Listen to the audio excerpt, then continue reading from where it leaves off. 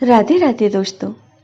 आज मैं आपको अक्षय तृतीया की कथा सुनाने जा रही हूँ। अक्षय तृतीया की कथा के अनुसार प्राचीन काल में एक धर्मदास नामक का एक वैश्य अपने परिवार के साथ एक छोटे से गांव में रहता था।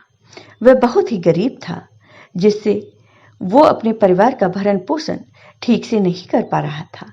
धर्मदास बहुत धार्मिक प्रवृत्ति का था।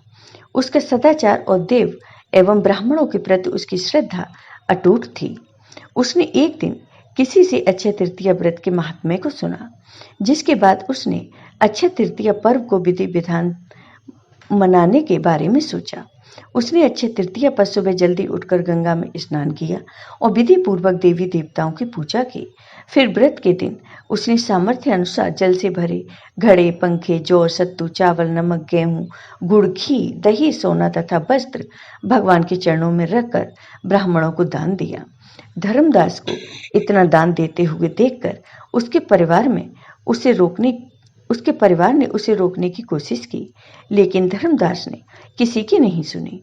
धर्मदास की पत्नी ने कहा कि आप इतना सब कुछ दान में दे दोगे तो उसके परिवार का पालन पोषण कैसे होगा। फिर भी धर्मदास अपने दान और पुण्य कर्म करने से पीछे नहीं हटा और उसने ब्राह्मणों को कई प्रकार का दान दिया। उसके जीवन में जब भी अक्षय तृतीया का पावन पर्व आया, प्रत्येक बार धर्मदास ने ऐसा ही किया। अनेक रोगों से ग्रस्त और व्रत होने के बाद भी उसने उपवास करके धर्म कर्म और दान पुण्य किया। कहते हैं यही वैश्य अगले जन्म में कुशावती का राजा बना। मान्यता है कि अक्षय तृतीया के दिन किए गए दान पुण्य और पूजन के कारण ही उस वैश्य को अगले जन्म में धनी और प्रतापी राजा बनने का अवसर प्राप्त हुआ। वह प्रतापी राजा महान और वैभवशाली होने के बाद भी अपने धर्म मार्ग से कभी नहीं हटा। माना जाता है कि यही राजा आगे के जन्मों में भारत के प्रसिद्ध सम्राट चंद्रगुप्त के रूप में पैदा हुए थे। जैसे भगवान ने धर्मदास पर अपनी कृपा बरसाई, वैसे ही जो व्यक्ति इस अक्षय तृतीया की कथा को सुनता है और विधि विधान से इस दिन पूजा और दान आदि करता है, उसे अक्षय पुण्य और यश की प्राप्ति होती है। अक्षय तृतीया के दिन ही कई शुभ पौराणिक घटनाएं हुई थी। आज हम आपको उन्हीं कहानियों के बारे में बताने जा रहे हैं। पौराणिक मान्यताओं के अनुसार अक्षय तृतीया के दिन ही भगवान विष्णु के छठे अवतार परशुराम जी का जन्म हुआ था। ब्राह्मण होते हुए ये स्वभाव से काफी आक्रामक और गुस्से वाले माने जाते थे। इनके अंदर ब्राह्मण होते हुए भी क्षत्रियों वाले गुण थे। कहते हैं कि जिस दिन सुदामा अपने मित्र भगवान कृष्ण से मिलने आए थे, उस दिन अक्षय तृतीया तिथि थी। सुदामा के पास भगवान कृष्ण को भेंट करने के लिए चावल के मात्र कुछ मुट्ठी भर दाने ही थे, जिन्हें उन्होंने श्री कृष्ण के चरणों में अर्पित कर दिया। उनके इस भाव के कारण श्री कृष्ण ने उनकी झोपड़ी को महल में बदल दिया। इस तरह सुदामा जी को भी इस दिन अक्षय निधि की प्राप्ति हुई थी।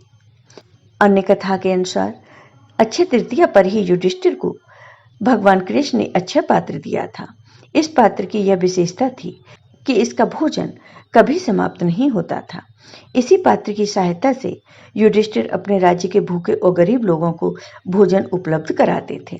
भविष्य पुराण में अक्षय पात्र का संबंध मनुष्य के दान धर्म से बताया गया है। अक्षय तृतीया के दिन से ही महर्षि वेद व्यास जी ने महाभारत की कथा को सुनाना आरंभ किया था और गणेश जी ने इस कथा को लिखना आरंभ किया था। इसी वजह से कहा जाता है कि महाभारत का युद्ध भी अक्षय है, जिसके कुछ उदाहरण आज भी कहीं कहीं देखने को मिल जाते हैं। भविष्य पुराण में बताया गया है कि अक्षय तृतीया को युगादि तिथि कहा जाता है। दरअसल इसी दिन से त्रेता युग का आरंभ माना जाता है, इसलिए इस दिन को शुभ कार्यों के लिए सबसे शुभ मुहूर्त के तौर पर देखा जाता है। मान्यता है कि अक्षय तृतीया के दिन हम जो भी कार्य करते हैं उसमें हमें अच्छे फल की प्राप्ति होती है और वह पुण्य कभी समाप्त नहीं होता। महाभारत में द्रौपदी के चीरहरण की घटना सर्वाधिक चर्चित मानी जाती है। पौराणिक मान्यताओं के अनुसार उस दिन भी अक्षय तृतीया ही थी। जब पांडवों ने कौरवों के साथ जुए के खेल में द्रौपदी को ही दांव पर लगा दिया था। दुशासन ने द्रौपदी का चीरहरण किया था। अक्षय तृतीया के दिन ही द्रौपदी की लाज बचाने के लिए भगवान कृष्ण ने द्रौपदी को अक्षय चीर प्रदान किया था।